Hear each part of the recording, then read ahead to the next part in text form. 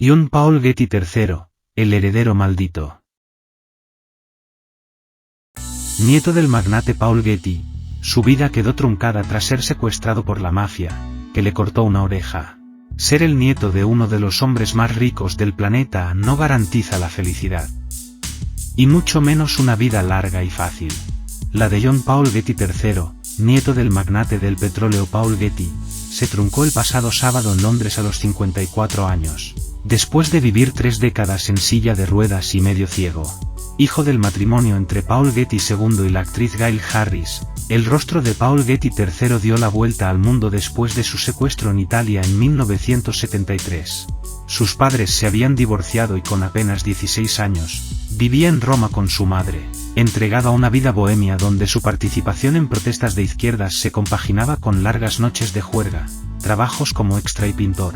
Tras su desaparición, una mañana de julio de 1973, su madre recibía una nota anunciando su secuestro y una petición telefónica de $17 millones para su rescate. «Consígalos en Londres», le dijo la voz del secuestrador al otro lado del aparato, en referencia a los millones de su exmarido y exsuegro. La policía no se creyó la historia y pensó que era un truco urdido por el propio adolescente para conseguir dinero de su familia. Su propio abuelo, famoso por ser tan tacaño que incluso instaló una cabina telefónica de pago en su casa, declaró en un diario: «Tengo 14 nietos. Si entrego el rescate de uno de ellos tendré 14 nietos secuestrados». Pero nada convenció a la policía hasta que 4 meses después un periódico italiano recibía un paquete con una oreja dentro y una carta que reclamaba $3 millones. Las fotos del adolescente mutilado llegaban días después con una advertencia: si nadie pagaba el rescate, que se había rebajado, devolverían al chaval en pedacitos. Tras el secuestro estaba la mafia calabresa. Paul Getty III aún pasó un mes más en manos de sus raptores. Su abuelo solo quiso pagar $2 millones y el resto del rescate lo puso Paul Getty II, aunque el dinero se lo prestó el patriarca al 4% de interés. Tras su liberación en diciembre de 1973, trató de darle las gracias a su abuelo pero este no quiso ponerse al teléfono.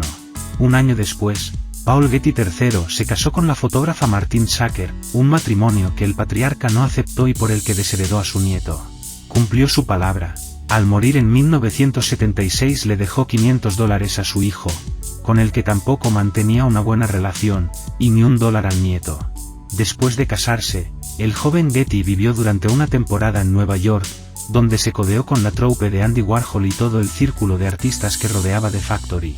Más tarde vivió en Los Ángeles, pero ya se había hecho alcohólico, se había vuelto adicto a drogas varias y en 1981 sufrió un infarto que le dejó tetrapléjico, ciego de un ojo y sin posibilidad de hablar. Él y su madre reclamaron en los tribunales a su padre el dinero para los gastos médicos, $25.000 al mes. Nos enseñó cómo vivir y cómo superar los obstáculos, escribió uno de sus 2 hijos tras su muerte el pasado sábado. Su trágica historia se une a la de toda la saga Getty, una de las dinastías más disfuncionales de Estados Unidos.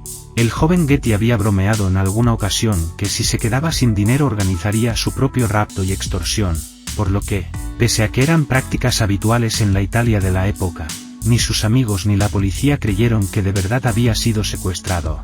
No fue hasta cuando la madre recibió 2 llamadas telefónicas de los secuestradores, en las que amenazaban con enviarle uno de los dedos de su hijo para demostrar que lo tenían encerrado, cuando la situación se volvió más tensa. El rescate se fijó en $17 millones, una cifra inalcanzable para la familia de no ser porque el abuelo del joven, John Paul Getty, era el hombre más rico del mundo en ese momento. Con todo, y pese a poseer una fortuna valorada en $2.000 millones, se negó a pagar la liberación de su nieto. Dicho rechazo acaparó las portadas de los periódicos de medio mundo. Y no es para menos, pues protagoniza una de las historias de desapego, poder y dinero más sobrecogedoras de los últimos tiempos, relatada en 1995 por el escritor John Pearson en Pamphlet y Rich, The Outrageous Fortune and Misfortunes of the Heirs of John Paul Getty, y ahora traslada al cine por el director Ridley Scott en Todo el dinero del mundo. En aquella época, Getty, interpretado en la película por Christopher Plummer tras sustituir a Kevin Spacey, pasaba la mayor parte del tiempo en su casa señorial del siglo XVI, Sutton Place, en Inglaterra, aislado de sus 4 hijos, a los que incluía o excluía de su testamento por puro capricho. Su motivación principal para acumular dicha fortuna fue su deseo, profundamente arraigado, de refutar a su difunto padre, el cual esperaba que arruinara el negocio familiar en la industria petrolera, Getty Oil Company. A medida que su cuenta bancaria crecía, relata un reportaje de Vanity Fair, también lo hacía su obsesión y paranoia. Cuanto más rico se hacía, más dependiente se volvía del dinero, como un adicto.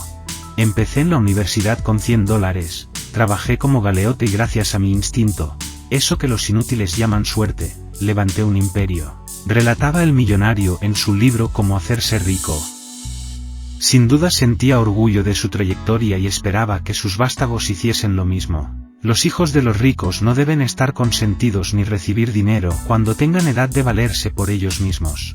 En cuanto Jean Paul Getty II, el padre del joven secuestrado, cumplió 24 años, lo desheredó, lo que agrandó aún más la leyenda de su avaricia. Llegó a instalar una cabina telefónica de pago en su casa para los invitados.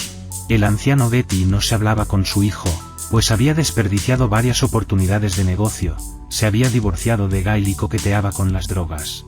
Asimismo, desaprobaba el estilo de vida bohemio de su nieto, el cual se había convertido en una celebridad en Roma gracias a su apellido. Aunque no devolvió ni una de las llamadas de auxilio de la madre pidiéndole dinero para el rescate, sí le explicó a la prensa las razones de su rechazo: tengo 14 nietos. Si doy un centavo por el rescate de uno de ellos tendré 14 nietos secuestrados.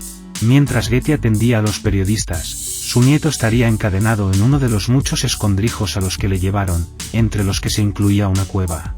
Nunca llegó a verle las caras a sus captores, los cuales asumían, erróneamente, que el dinero del rescate llegaría pronto a sus bolsillos. El millonario, en cambio, se desentendía de las negociaciones, pues, a ojos de David Scarpe, el guionista de la película que se estrenará en febrero, era un hombre profundamente temeroso que tuvo mucho cuidado de no dejar que la crisis familiar le tocara personalmente. El único gesto de buena voluntad fue contratar a Fletcher Chase, un exagente de la CIA, para que ayudara a Gail, sin dinero y en una posición de desamparo e indefensión absoluta. Nadie, ni la policía, ni Getty ni Chase, la tomaban de verdad en serio. Todo lo que podía hacer era esperar a la próxima llamada de los secuestradores. Tras tanto retraso, varios captores acabaron perdiendo la paciencia y vendieron su parte del botín, como si el joven Getty fuese algo que se pudiese dividir en acciones. Al final le cortaron la oreja y se la mandaron, junto con un mechón de pelo, a su madre. Ella la identificó, y en efecto, era de su hijo. El mensaje era claro: o pagaban o devolverían al chico en pedacitos. Aunque Gail trató desesperadamente llamar la atención de su suegro, tuvo que ser un hombre, su propio padre, el que le convenciese de pagar $2.200.000, el máximo que sus abogados le confirmaron que era deducible de impuestos. La familia envió a Chase con sacos llenos de liras italianas al sur de Nápoles, donde se reunió con los secuestradores. Mientras los entregaba, unos policías que fingían ser turistas les sacaron fotos y les identificaron.